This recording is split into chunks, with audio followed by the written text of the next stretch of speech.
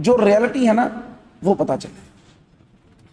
भक्ति रस अमृत सिंधु ग्रंथ, अध्याय चल रहा है श्री कृष्ण के गुण। 21 नंबर अध्याय है श्री कृष्ण के गुण। अत्यधिक बुद्धिमान।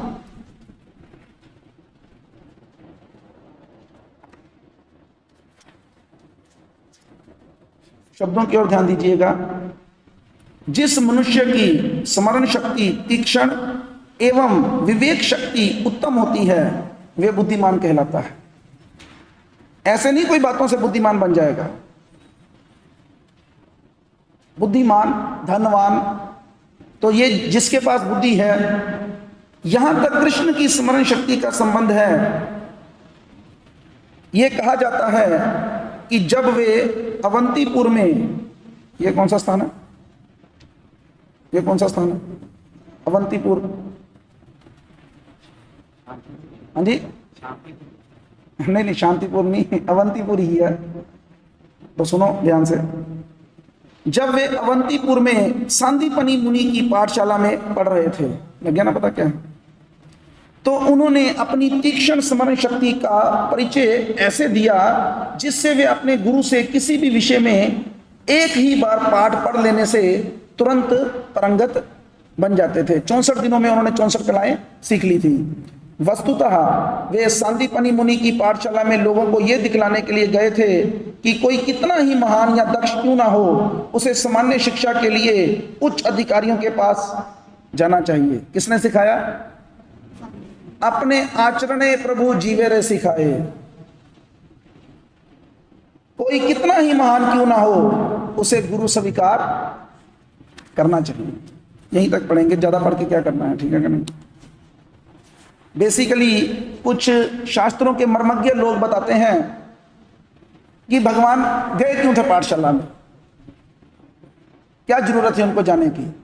अगर उन्होंने 64 दिन ही जाना था, 64 दिनों में 64 कलाएं सीख ली। बेसिकली ये 64 कलाएं, इसमें डॉक्टरी भी थी, इंजीनियरिंग भी थी। हम लोग तो अपने बच्चों को एक किसी स्ट्रीम में परफेक्ट कर दें तो हम देखा मेरा बच्चा डॉक्टर, तो भगवान डॉक्टर भी बन गए, इंजीनियर भी बन गए, कवि भी बन गए, अच्छा खाना बनाने वाले भी बन गए, सब आ गया भगवान। एक ये भी गुण था कि अपनी पत्नी को प्रसन्न कैसे रखना है। एक ये भी गुण था कि वाक चतुराई, बोलने की कला। ऐसे थोड़ा जो मर्जी बोल दें। हम लोग देखिए हमारी वाणी से लोग शुद्ध हो जाते हैं। हम थोड़ा सा किसी से मान लो हमारे चेहरे पर आ जाता है सारा कुछ, गुस्सा जगह थी। लेकिन भगवान ऐसे नहीं थे। भगवान ने 64 दिनों में इस सारी कलाओं में पारंगत हो गए। तो कहते क्यों गए भगवान फिर वहां पर? तो एक तो ये बात बोल दी गई। लेकिन शास्त्रों में एक बात को हमेशा याद रखना है, जो बोला जाता वो होता नहीं, असली बात उसके पीछे छुपी होती है। इसके लिए शब्द इस्तेमाल किया गया क्रांत दर्शनी, कि व्यक्ति को इतना समझदार होना चाहिए कि वो प्रश्न के पीछे या उत्तर के पीछे की बात को समझ सके। जैसे मानो कोई व्यक्ति बाहर से आया और उसने कहा बाहर बहुत गर्मी है, तो क्या बोला उसने? बहुत क्या बोला उसने? क्या मतलब है उसका आपके ख्याल से?